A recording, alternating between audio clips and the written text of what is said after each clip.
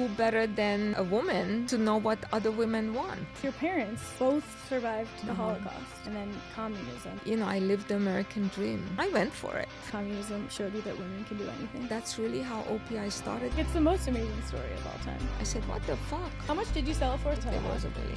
$1 billion? That's so freaking sick. For me, all those imaginary places became real. Oh my God, Em, I'm having a nail emergency. Oh my God, what's happening? Like, I just literally need a manicure, but I don't know what brand to go with. I mean, obviously OPI. OPI? OPI. Wait, you know OPI invented nail polish. OPI did kind of invent nail polish. Wait, who's the founder of OPI though? Suzi Weiss-Fischmann, obviously. And why is she cool? Suzi was born in Communist Hungary, escaped to Israel, came to the US as an immigrant, started working for her brother-in-law's dental supply company, and built it into the largest nail company in the entire world, sold it for $1 billion. So she's a definition of the American dream. Yeah. And she's like... And you're dressed like the American flag. I'm So dressed like the American maybe flag. we should call her up. Okay, I'm going to call her and get her in the studio. Yeah, call her up. Okay. Hi, Suzi. Would you mind just coming over here? I have a total nail emergency, and I need to learn the history before I pick a brand. Okay, thanks. See you soon. Okay, sweetie. Okay, sweetie. Okay, sweetie. Okay, sweetie. Okay, sweetie. The Okay, Sweetie Show.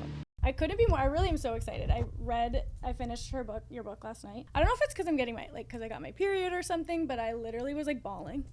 It was so good. Can you first obviously tell us about the nails right now? So my nails, I'm wearing gels. I just love that service because my nails always look great, and I go every 2 weeks to my nail tech, which I so look forward to. Yeah. You know, it's kind of my time. Totally relaxed. I get a little massage, and she usually picks the colors. Although today I said Big Apple Red, and I said I'm having a podcast, and they're from New York. I love it. So sweet. I wanted to pay homage to the city I love. Yes, the city. And that's where I first emigrated to, is New York City. So I have a special place in my heart. So you started in Communist Hungary. Yes. Can you tell me a little bit about what that was like? So I was born in Hungary in 1956. That's when the revolution was, when the Russians came in to take over Hungary. And actually my parents wanted to leave, but we lived far from the Austria-Hungary border, so they couldn't really get there in time. And so we stayed in Hungary. And a difficult childhood, you know. I remember coming to New York and kind of seeing the choices that are available, which, you know, I didn't grow up with it. We played in front of the house, went to school, had to wear a uniform, very strict school, always sat at attention. You know, when we had to write cursive, it had to be perfect, or the teacher would come and crumple your page and throw it in the trash and do it again. Wow. So, you know, a very disciplined upbringing. Did you have like childhood dreams while you were there? Because you were there till you were 10 years old. 10 years old. And you didn't know really that you guys were gonna escape. Is that the right word? Yes. Okay. I mean, I remember so many times the secret police came for my dad. Because they wanted him to join the Communist Party? To join the Communist Party, which he refused, and they would take him at night. And it was scary because you never knew that if he would be back in a day or two or sometimes ever. Wow. So that certainly was, you know, I think many times bad dreams, scary dreams as a child. But my parents were very loving, and you know, they did the best that they could for us to have I have a sister, as normal an upbringing and childhood as possible. Like I said, when you're a kid, you kind of, you know, you see these things, but then 5 minutes later you're playing outside with friends. And, you know, you forget those things. And then when you go back into the house, maybe you hear talk that, you know, maybe your parents don't want for you to overhear, or what could happen or what might happen. That makes sense. And it's amazing to me that you were raised in such a loving household. Yeah. Because your parents both survived the Holocaust. Yes. Amazing people. You know, I was very lucky because many times first-generation Holocaust survivors have sometimes a tough time because parents have a hard time showing affection and love. But my parents were amazing, and my mommy, she always had a smile on her face. No matter who she spoke to, who came to the house or whatever, people always said, oh, you have the sweetest mom. Did you ever talk to her about how she did that? Like how she just chose happiness through all of that? She missed her parents, and she had 2 younger brothers very much. But I think my mom and my dad were very, loving couple. They always did things together, and everything was the family. Yeah. And I think that she really wanted us to grow up in freedom and to have all the opportunities. My dad was 55 when they came here. To start over completely, no language, and to start a new life was very not easy. But they did it, and you did it, and then came and you. I'm grateful for this opportunity. I lived the American dream, which I could have never imagined. It's the most amazing story of all time, truly. And we had cousins. My mom had cousins in New York City, and that's why we went there. They sponsored us. So wait, first you went to Israel, then you came to New York City. Then we came to New York. So can you explain a little bit the difference of how your world opened up from being in Hungary, and you had to wear uniforms, and you had secret spies, and you couldn't talk about certain things, and you didn't have that many options, and then you moved to Israel, and it's all of a sudden the taste of freedom. It's very difficult to describe those feelings because they don't just go away. I remember many times we spoke in whispers, and my sister, she would always say, stop whispering, why can't you speak in normal tones? What's wrong with you? Yeah. And those feelings, and especially for my parents, even when we were here living in the United States, in my home, my mommy, when she would be over in the evenings, she would always close the shades. Wow. I said, Mom, please. We don't need to do that anymore. This is my house, the garden.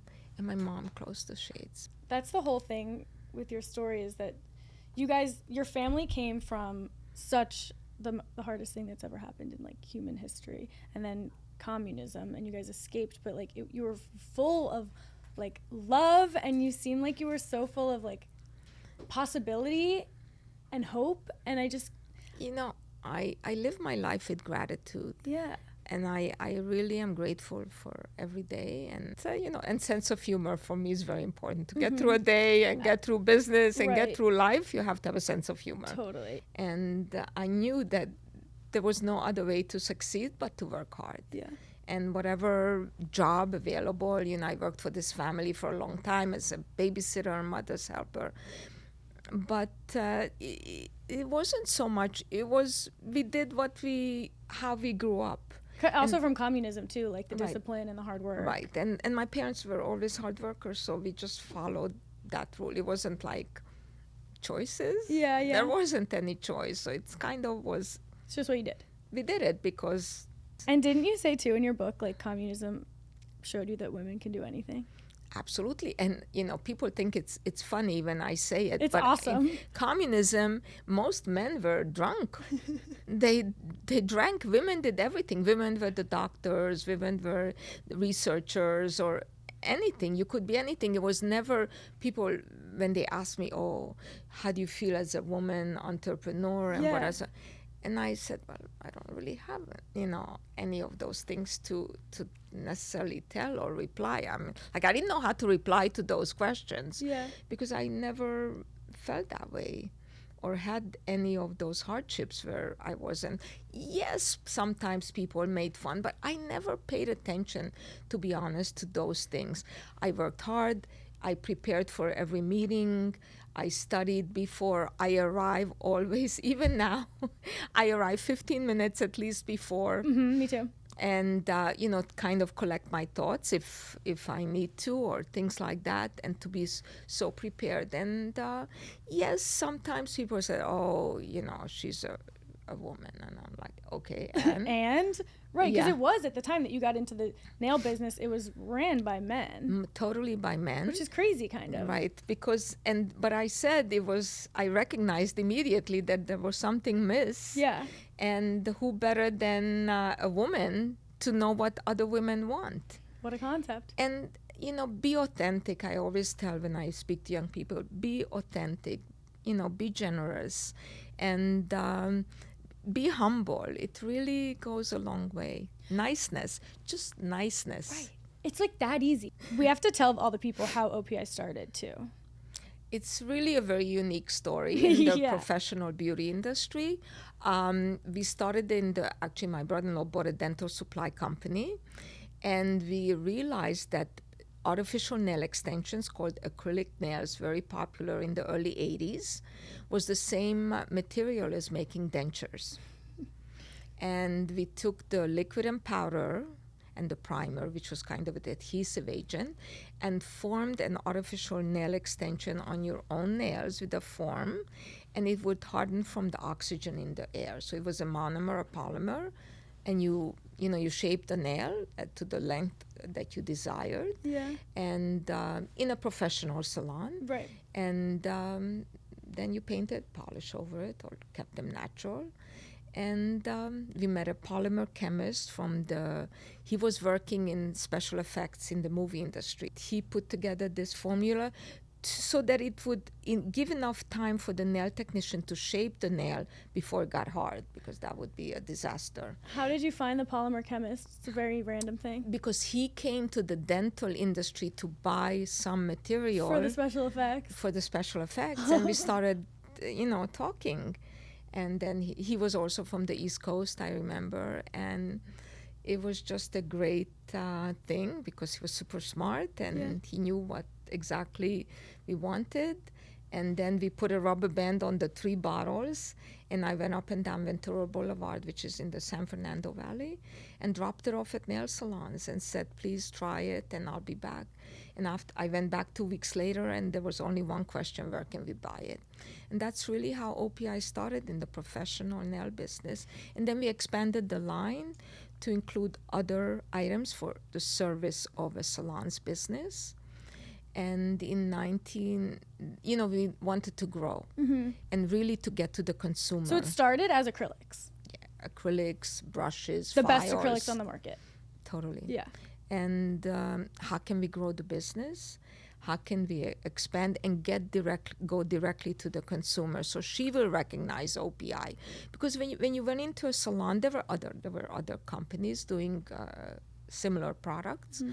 You didn't really ask for OPI. If the nail technician was good, you didn't say what product did you use. So we said we need to have the consumer go into the salon and say, I want OPI.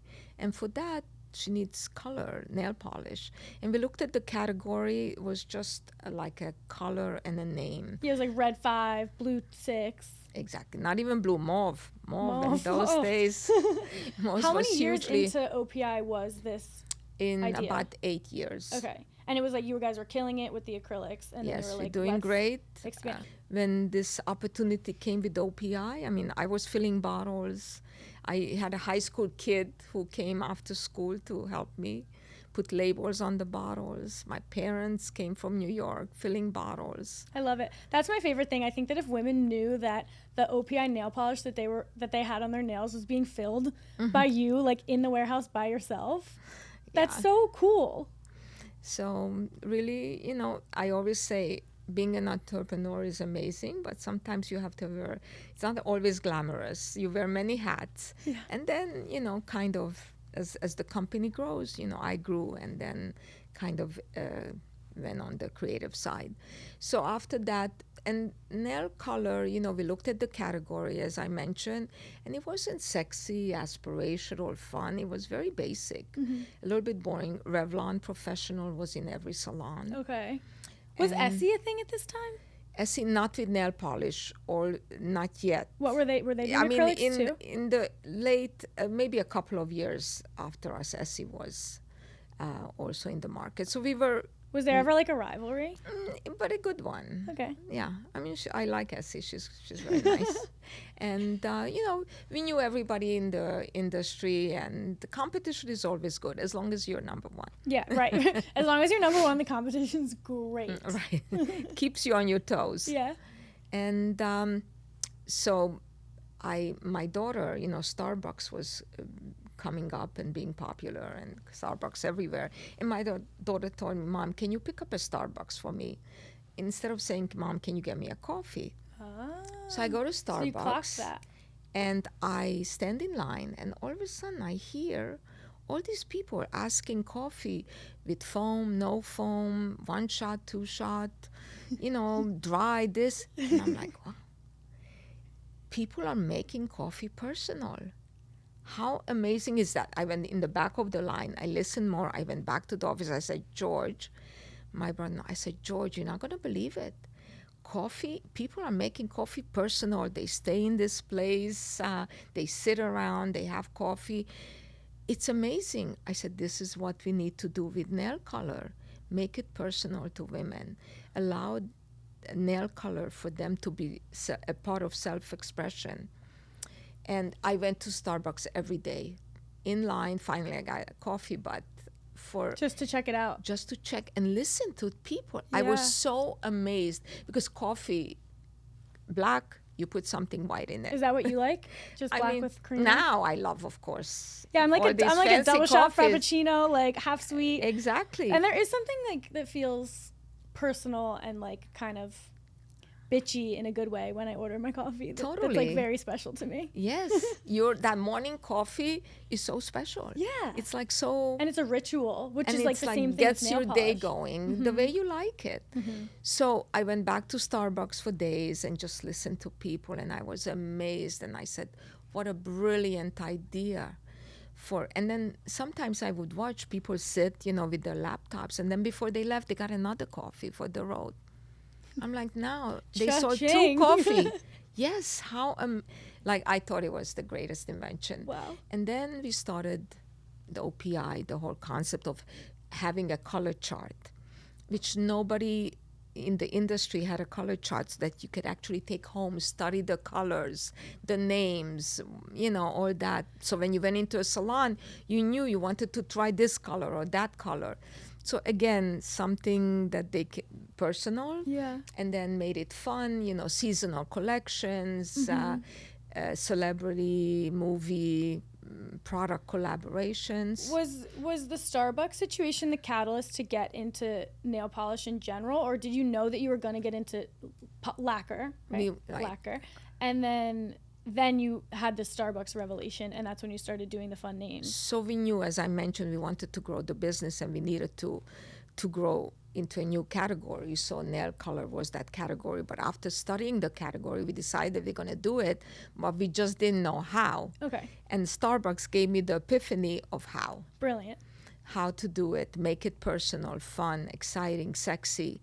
And that's what men didn't understand. They didn't understand that, that's the opportunity.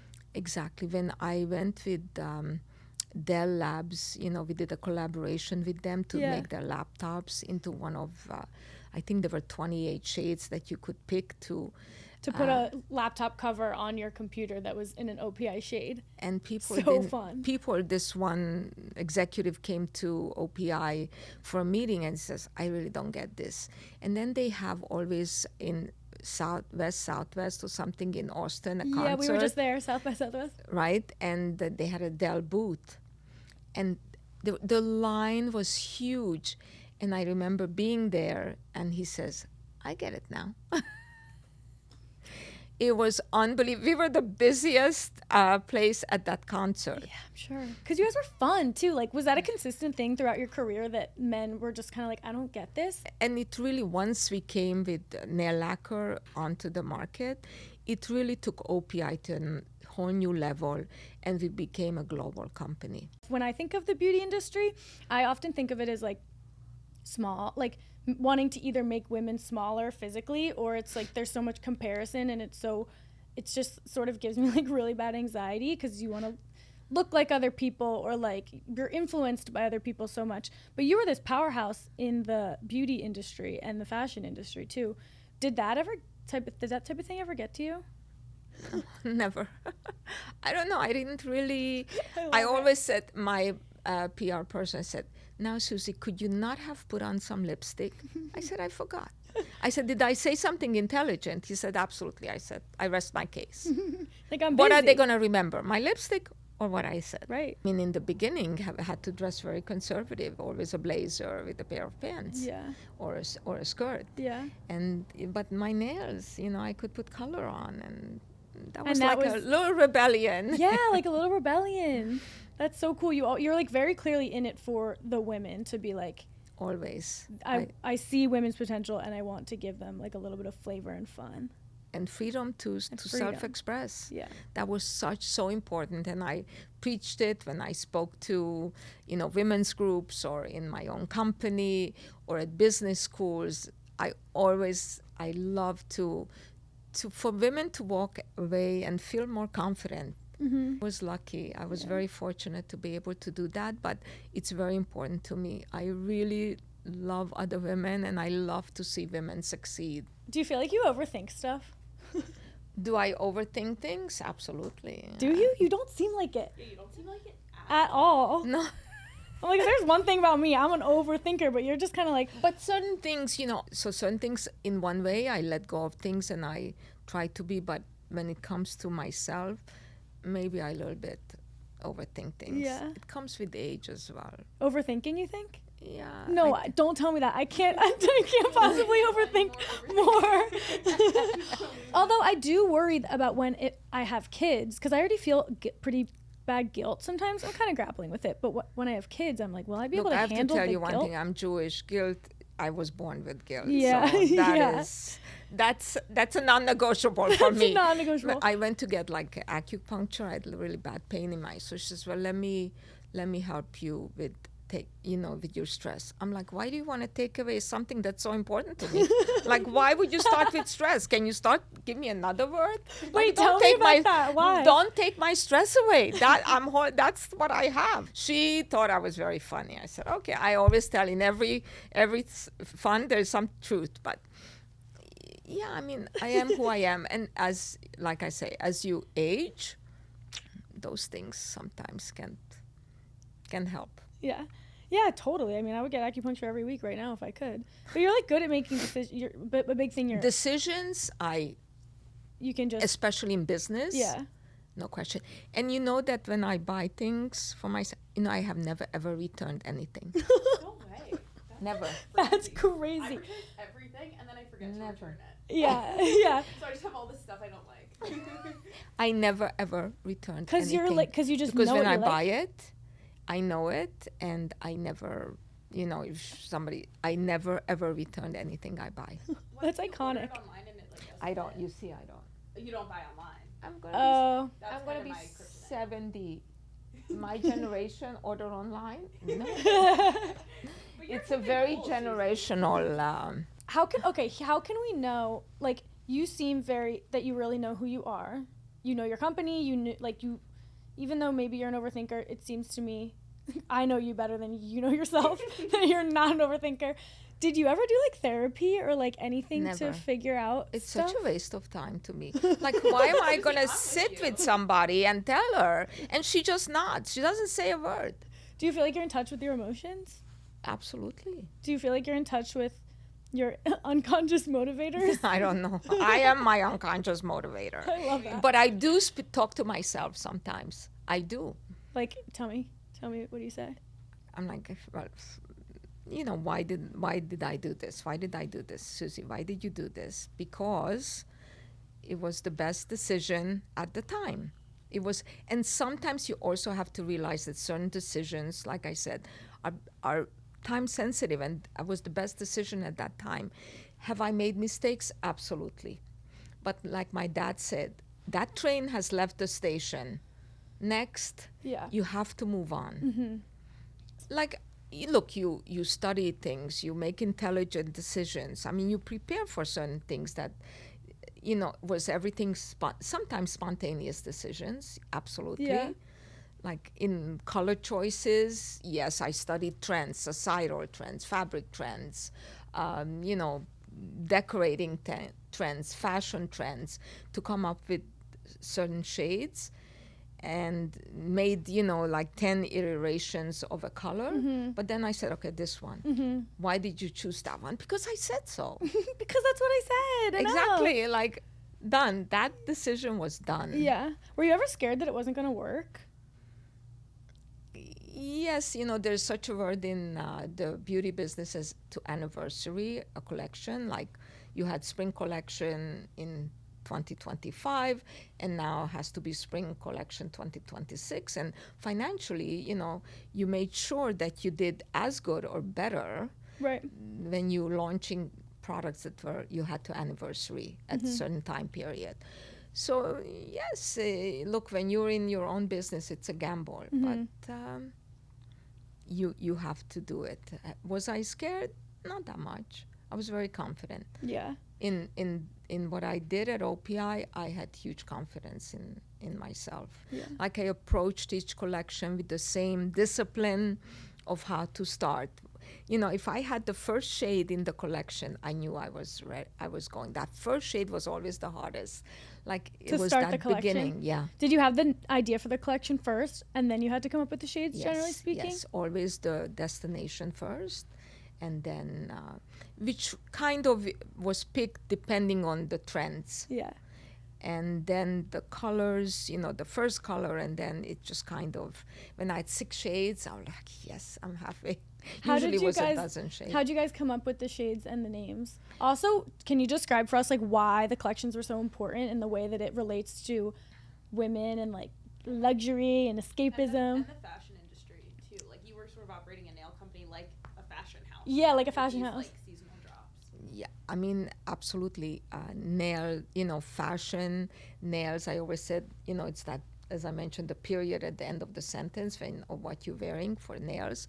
So a lot of the trends were followed from fashion and seasonal trends for sure.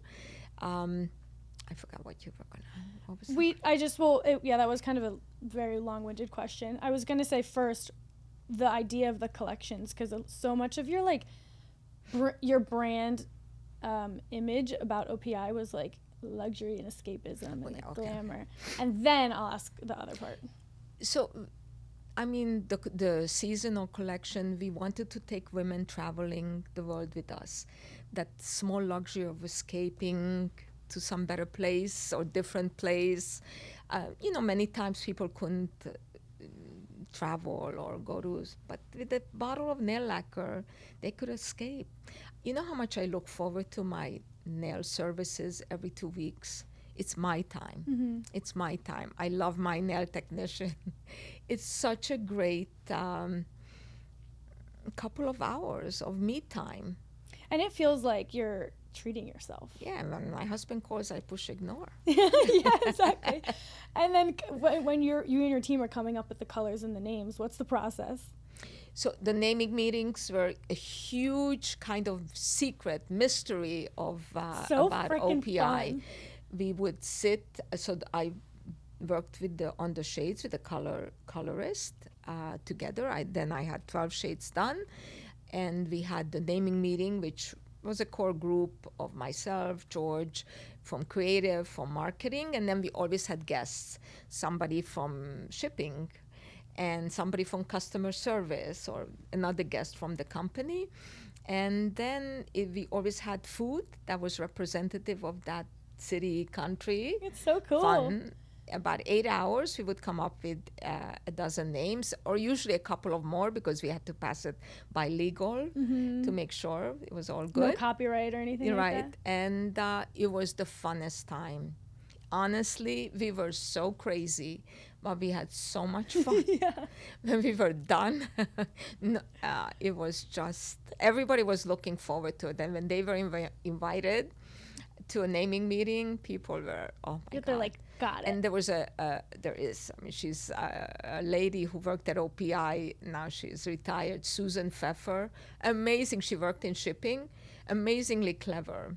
And then she worked in purchasing.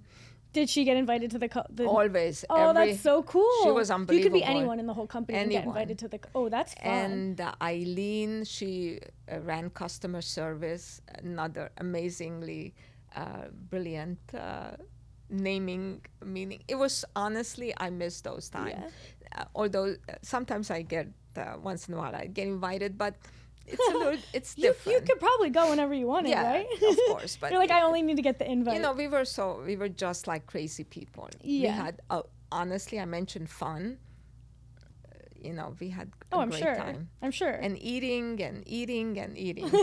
Eating was eating always, and color and if you look at laughter. OPI's names, food, Yeah, and was a very important part of. One of my favorite ones is Italian Love Affair.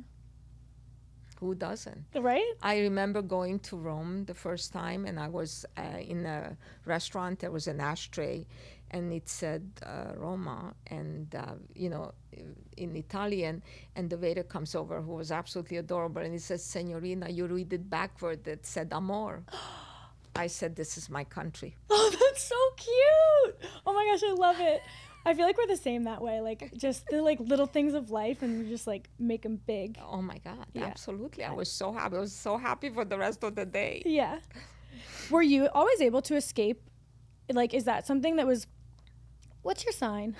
I'm a Taurus. Okay, you can kind of give me Pisces vibes, because I feel like.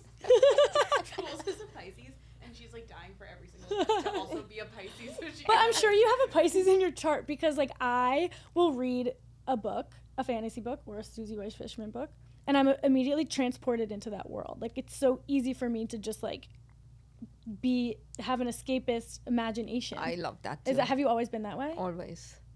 And I used to like tease my mommy's hair, or you know, or put lipstick on her. Like I always loved these kind of imaginary. She was my, I don't know, she was your doll. Barbie. Yeah. And imaginary place. Except for me, all those imaginary places became real. That's how lucky I was. That was a beautiful way to put it. It became real. That's the most amazing thing ever. Do you believe in like magic and fate and destiny and stuff, or you know, there's a Yiddish word called beshert. Absolutely. Beshert. What's beshert for you in life? Absolutely. Yes, you guide your own life to a certain extent, but some things are already written. Do you have any stories of like anything like serendipitous that happened? I mean, just by Probably the hard to fact that I'm remember. sitting here with you. Yeah. Oh my God, you give me chills. I love it in the best way possible. Also on the collab front, we wanted to ask about the Legally Blonde collab. Oh yeah. That intro is like very special to me personally. I've always loved it, and we like recreated it as a promo for our show. So then when we read that you guys did the nail polish for it in the book, I was like freaking out. Yeah, that to me is serendipitous. I mean, Legally Blonde was so perfect. That scene, you know, in the nail salon, that's so iconic. And to have OPI, oh my God. Yeah, I love Jennifer Coolidge. Yeah, and was that your idea, or did Legally Blonde people come to you? You know, being in Hollywood, we had a lot of people come to. That makes sense. And once we did that, and Kate actually worked at the public relations, Harris Shepherd. Oh, no way. She was on the OPI account. Oh, cool. So that was so nice when she went on her own. I didn't have to You say snatched it. her up. I'm sorry, like, who better? Yeah. She knew there was no learning curve. Yeah. Like, it was She knew it like the back of her fingernails. amazing. Yeah. So Hollywood never like got you down? Like I would just be so hard for me. Like I said, since I'm a Pisces, if I was in that world of Hollywood, I'd be like, I need to be like everybody else, and I need to be like a model. Never. And I need to be like, I never wanted to take pictures with celebrities or like, they're just people. yeah. I mean, celebrities, honestly, were always great to work with. The most difficult part was always their managers or agents. We run into that a lot. To get through that hurdle. Yeah. So that's why I love to work with studios, because they were business people. Let's get to the market so I can pay you a commission. Mm-hmm. Like you can tell this is going to be a good Yes. partnership. Or like with Coca-Cola. Yeah, tell us about that one. Amazing partnership. You know, I always love to do things out of the box. You know, I always said to the team, let's think out of the box. Let's do something that nobody is doing. And we looked at, you know, my favorite drink is Diet Coke. Why diet? you know, The taste or like I the love health? the taste. Like, but I have to tell you something funny about that. So I'm going to digress a little bit. So Pepsi, once they realized that we were working with Coke, constantly called the office and wanted to also present. And I said to him, I said, I already signed the deal. Yeah, But non-compete. he was like super nice. So I said, okay, he's in LA, sure, have him come in. So he comes, does his pitch, and I said, look, I'm sorry, as we told you before, I already have an agreement with Coca-Cola, so I can't. I mean, it's too similar. And he said, oh, I understand. I just wanted to tell you in case. And then he said, oh, I have some coupons for you. I said, what the fuck? I said, I'm Jewish. You started beating with coupons. I said, excuse me, that's, if you would have started with coupons, I would have said, forget Coke. You buried the lead. Yeah, let's go with Pep. The guy laughed so hard he had to leave the room. He says, you're the funniest. He says, do you do comedy? I said, sometimes. We should do a stand-up with Suzi. We'll help But you that write your was, set. anyway, that was kind of, so Coke, fly to Atlanta, meet with the executives, tell my story.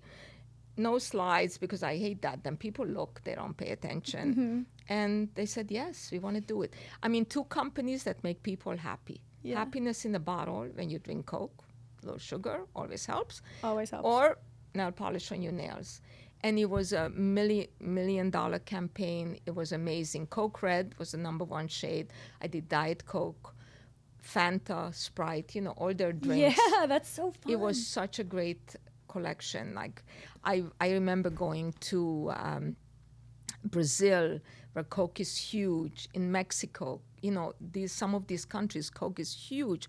I mean, it gives such an amazing push for that collection to, you know, nail lacquer. It was just, that was one of my favorite. Did you work on the creative direction and stuff too, like of the campaign, the advertisements and stuff? I mean, when you work with those kind of companies, you know, they have a lot of pages of what you can and cannot do, but that's okay. Yeah. I mean, we're happy to work within limitations. We can, amazing creative department at OPI, Yeah. and we worked very closely with the company.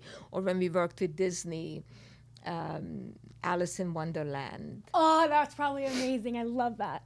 We worked with celebrities, tennis, Serena Williams. I mean, she loved her. You know, she's a licensed nail technician. I read about that in your book. Amazing, and I loved her. Was hers the color of a tennis ball? Yeah. No. It was? I remember Glam Slam instead of... Oh, cute. I mean, she was amazing to work with. She even came to my house and spoke to my kids. You know, how much she worked. Yeah. How hard she worked to get to where she is. Amazing role model. She became a friend of yours, right? Yeah, I love her. She was always, and she had a great sense of humor. With celebrities, singers, movies. I remember when I did Shrek, I got from DreamWorks, Katzenberg sent me a note. Thank you for bringing fashion to the swamp. That was such a nice, I have it framed. That's so sweet. So, you know, loved all the collaborations. People say, what was your favorite? Each of my favorite, because each one is so unique. Yeah. And now we did Xbox, Oh, that's cool. and they did their See, controls. that's like something you would never think of because mostly it's guys. You want to get to a new audience. Yeah. Females, a lot of them are gamers. Right. Why not have your nails done? And you're using your hands. Exactly. Boom, that's a And they customized their nail, how do you call it? remote control. Remote control, Yeah. thank you, to the same colors as OPI. Yeah, I would be like so sold on that if I saw that. Yeah, we did Barbie, the movie Barbie. Oh my gosh, that was uh, my favorite movie. One of my top 3 favorite movies of all time. What's your favorite movie? I'm not going to tell you because you're going to laugh. Hunt for Red October with Sean Connery. I don't know it. It's a submarine, a Russian submarine, a spy submarine. Of course you don't know because you were just born and that was released. Okay, I'm gonna watch it though because I'm gonna watch it and I'm gonna think about you. Yeah. If When you hear that ping under the ocean, when they're gonna be found out or not. Oh my God, that's the such whole a good- movie's under the ocean. Well, no, but it's a submarine and the U.S. and the Russians. Are you an whatever. action movie kind of girl? Yes, absolutely. Yeah. Because sometimes I don't have the patience for like, you know. Like La La Land. Have you ever seen Yeah. that? It's one of my favorites, but like. Yeah. Susie's like, I thought the coffee place. I go to, there's La La Land, the coffee. Cute. Oh, yeah. Yeah. That's Okay. Wow. Oh, And yeah, James Bond. I'm a huge James Bond fan. And 007 Skyfall, oh my God, I love that. And we had integration in the movie. So I go to London to present to Barbara Broccoli. And all the brands were there. Omega Watch, the car, what's the car?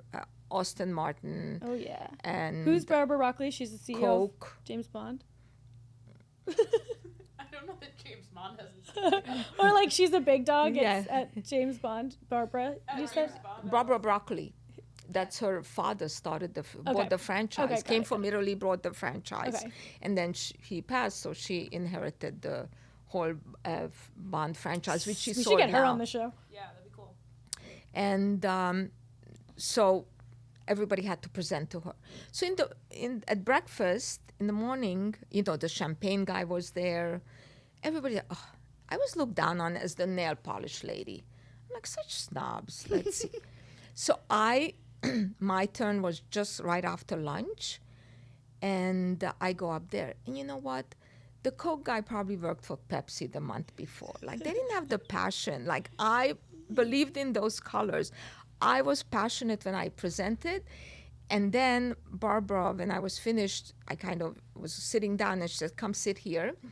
And she says to her guy, is there integration in the movie? And he did. I begged him for integration.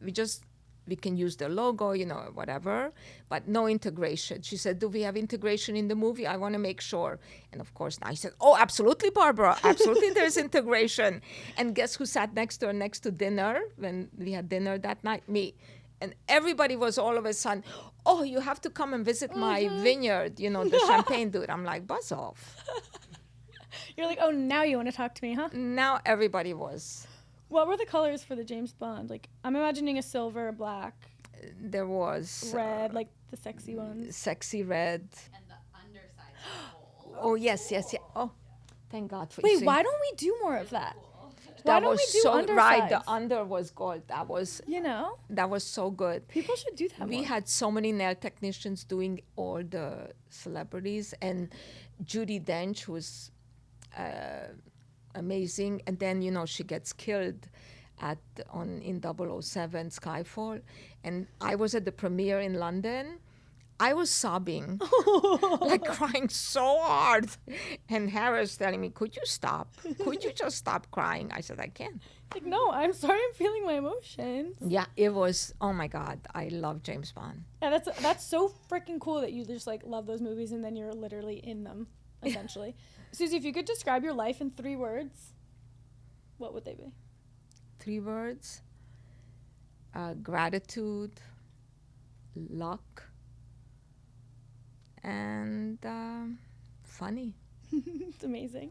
Okay, so now you are I don't want to say just. Now you are an ambassador for OPI. You've taken a bit of a step back. I mean, it was a difficult decision to sell the company. But, for 30 years, you reinvest your money, take a salary, you have a nice life, but you reinvest. You never, actually take money, huge amounts of money or large sums of money, because the company is growing, and it's growing with your own investments. You're the Because you care about owners. it so much. See, that's Yeah, a so unique trait too, I think. So we always reinvested, whatever profits we had, it went back to the company to take it to the next level. And we reached a very high level, but in order to expand more globally, even bigger internationally, it would have taken a lot more. You had to go to the next step. And we kind of said, what do we want to do? You want to take chips off the table. And it really allows you to do other things. Do you have to be like 80 to kind of, and you say, oh my God, how much time do I have to do other things? And it was, now I can help people. I have a foundation. I can help young people or any people. My big thing is education. I always say nobody can take away your education. You can make money, lose money, but education is super important. Yeah. So I scholarships, those kinds of things are very important, and I can do it now. and have some time with my husband, who's a physician. So we both had very busy Right. lives, and he's very adventurous. Sometimes I go with him, sometimes I say bye. Like rock climbing? No, not like that, but he loves to go to visit the zebras or whatever they call it, The zoo? with the striped gorillas, the Oh. striped Like the Like- safari? yeah, those. But I like to go on a safari. That's a little bit more calm. So we made that decision, and in my heart, I always miss OPI, but I still have a nice role. I'm an ambassador for the brand. I always will be. You're still getting your nails done I still got my nails done. every 2 weeks? I still have some say in the colors, That's cool. which is fun. I can go to sometimes to the naming meetings if I'm available. So I'm enjoying my life very much, and that was while I owned the company, it was an amazing time and a joyous time and an exciting time. But it's different now. But it's still fun and still exciting, and Is it slowed down a little bit? Is it hard for you to deal with it slowing down? Or do you like that? No, not necessarily. But I can read a book now actually and not fall asleep. Right? Which I used to read. My kids always laughed at me because I would read the pages backwards, and they would see like, Mom. I said, well, I forgot the characters. So now I can read forward. And Great. so the small things become The big things. big. Exactly. That's so well said. The small things become big things. Yeah. And I wonder, how did I do all that? I know. Same. But it's You just- small things, are big things now, and before maybe they just kind of went Well, with the flow. that to me is your whole thing. You made nail polish a small thing, a huge thing. You're an alchemist. It's fantastic. My dad always told us, if you give, you get, Yeah. and he was so right. Yeah. And the people that at OPI were amazing people who worked for us. Yeah. And we really took them on that special ride with us. It was the culture of a company is very important, and we certainly had that family culture. Yeah. And people worked there for 20, 25 years. I mean, even when we sold the company, people stayed on and worked which was great for the new owners. It was really a very, very special place, and we appreciated our employees. They were amazing people, and I always said, hire people that can carry out your vision and do it even better. You somehow took the values of your family, like your little family unit, and brought it to a 700-person company, and it just totally worked out. Yes, and my brother-in-law, we were very good as a partnership because he had the same vision, and he really, Right. Yeah, that's such a wild combo too. and we helped so many people. People who stayed with us, they were able to buy houses, cars. I mean, most of them were immigrants from Central America. Yeah. And amazing people, very family oriented. So, that culture really resonated with everyone. Yeah, and they have so much fun. I just think you're creating so much joy for people. You've created so much joy for people, and it comes from your joy, which is still miraculous to me. That I just wonder, do you think since you came from such a beginning of hardship beginning that it just was able to set your mind in a framework of I just think you can either be so scared from that, or you can soak up life in the way that you have. Would you attribute any of it to that? I mean, for sure, but also, you kind of put into different situations, and you're absolutely right. You can take one avenue and be timid and shy and not really, or you can go for it, as they say, and I went for it. I got nothing to lose, really. Exactly, nothing. Yeah. I mean, where I came from, nothing. Right. What was I going to lose? Yeah. I can only gain and move ahead. And to what level was really a lot of it in my control. But the one thing I was always, and I say this, be authentic. Be, who you are.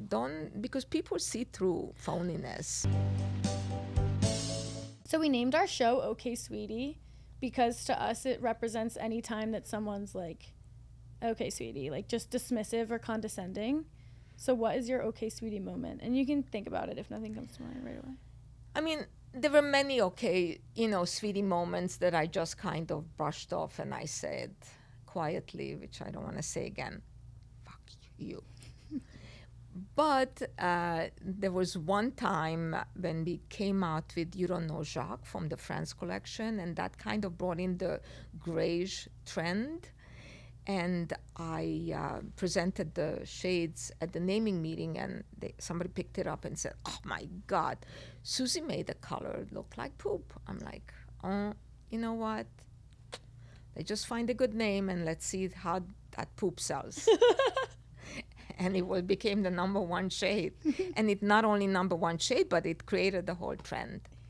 So, those moments, I love that you named your podcast that, because I think we all have those moments, and sometimes we just have to move on from those moments, and success comes along. Yeah, it's totally about how you react. There's also a part in your book where you're giving a presentation and some motherfucker in the front row, right, said, when's the last time you got laid? It's so yes. crazy. And then you kind of just have to compose yourself. But it made you be like, okay, maybe my presentations are boring, so I'll liven them up. Like, what a good takeaway. Exactly. All right, now our last section is called, it's like kind of a rapid fire, but kind of not. Your book is called I'm Not Really a Waitress because of one of the most iconic OPI nail colors ever. So we named the section I'm Really a Sweetie. That's cute. Well, first of all, Bubble Bunny, major. Huge. Huge. Why did it take so long? That's a good question. People were kind of layering the 2 shades, and then I always said, time is money for a nail technician. Let's bring those 2 important, iconic shades together into one. Funny Bunny and Bubble Bath. Yes. And it was your idea? Not my idea, but then I kind of blessed it when they asked me what I thought. I'm like, yes, hello. Yeah. Great idea. Let's do it. Yeah, the girls sold out. Are excited. So many people are talking about it. I know.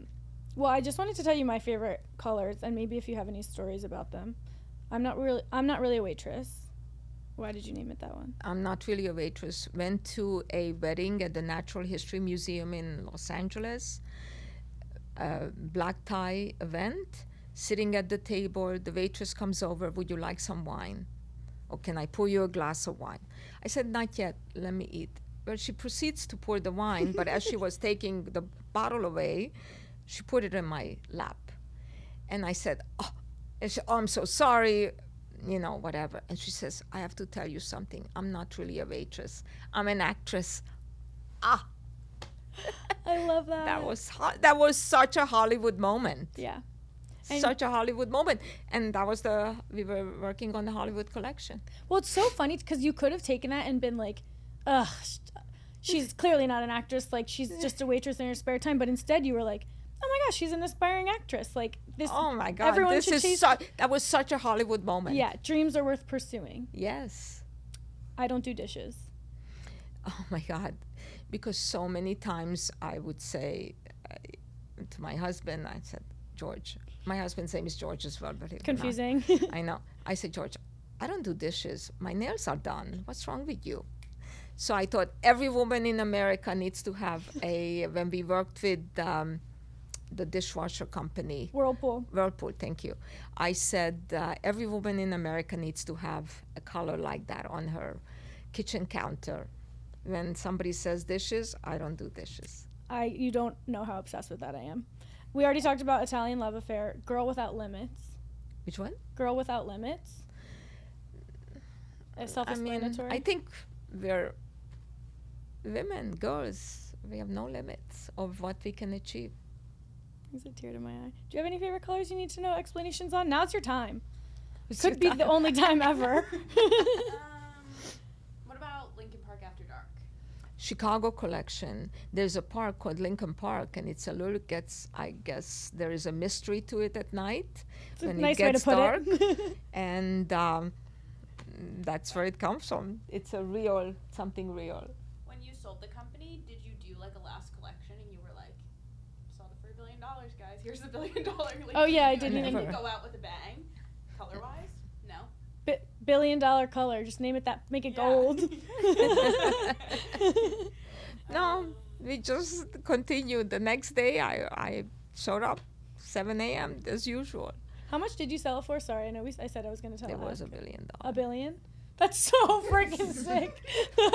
So awesome.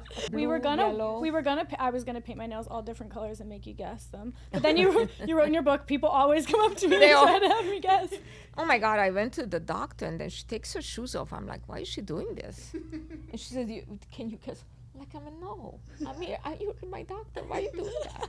She was back on. And I was like, why is she taking it? But first, I didn't know why is she taking it. I was like, why is she weird like that? She's taking her shoes off.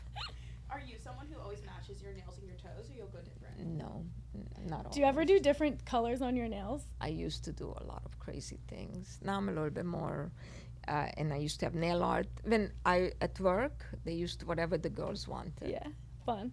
Did they get free manicures, all of your employees? Only if you're willing to be a test. Yeah. Oh, I love that you would make all the men salespeople test the nail polish too. Because if you want to sell something, you need to know what it feels like. You need to be passionate about. I always told them, you need to sell every red like you never sold the red color before. Every collection like you never sold one before. You got to walk into that store and you know you're going to make a sale. Like if you walk in timid and you're not going to make a sale, well, don't even walk in. You go in there that you're going to make a sale, and guess what? You are going to do it. You're going to make the sale. Absolutely. And the moms in the carpool line, I loved that part too. What was that? When Suzi would be like picking up her kids and like maybe she'd be late, maybe she wouldn't be late, who knows, who cares? But she would say hi to the other moms and be like, hold on, let me test something on your nails. Yeah. That's so funny. Okay, lastly, well, two lastlies, unless you have another lastly. No, I could go on. Who's your celebrity crush? My celebrity crush. I don't know. I don't have one. You only have eyes for your husband? Yeah, no. What you were gonna say? I love Bad Bunny. I didn't used to love him. He's so good. He's amazing, and he has the best smile I've ever seen in my life. Bad Bunny. Like I didn't really get. But then he's great. Yeah, he's also like 6'2". I bet he wears nail polish. You should I think he does. collab. I'm sure. And then I just wanted to, this is kind of a big one, but like any final takeaways that you, like what would you want a listener to take away from your life and your story? Be grateful,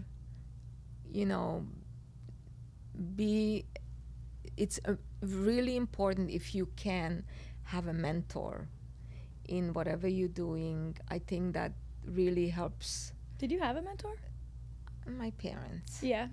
But I mentored a lot of, young women would come, or guys, to the company at OPI, and they would have internship, and they could sit in any meeting except financial meetings because we were a private company.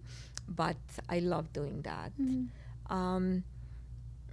Be confident in yourself, pursue, don't give up, take things as far as you can. Be always prepared, if you're launching a product, be prepared, study the market, the product. You have one chance to kind of get it right. Don't miss that opportunity. Yeah, anyone can do anything. Suzi came here to America. If I can do it, anybody. Barely knew the language, and look at us now. Look at us. Look at us go. So, yeah. Thank you so much for coming today. Oh, my pleasure. We're I'm so inspired. happy we met. Me too. To tell Jeff. We have to send him a note. Yeah, We'll send him a selfie. we ran into Suzi at a meeting, and we were like, I feel like that's her. And then I looked at your nails, and I was like, that's definitely her. All right. Anyway, thank you so much. All day long. I just want to like hang out. Like, can we be friends? I gotta go now, actually, to Calabasas. I love her. I'm filled with joy. We're so grateful that she's a sweetie. She's such a sweetie girl. She's like an ultimate freaking sweetie girl. And we're so grateful she was a guest. And we're so grateful to every single person that listened to this episode and got something out of it. Thank you guys so much for being here. Give us a 5-star review on Spotify or Apple. Subscribe to YouTube and follow us on Instagram. That's like really it. Tell your friends. Do We're it so for us grateful because we for love you. And while you're at it, subscribe to our Substack. All right. Love y'all. Bye. love you guys so much. See you next week.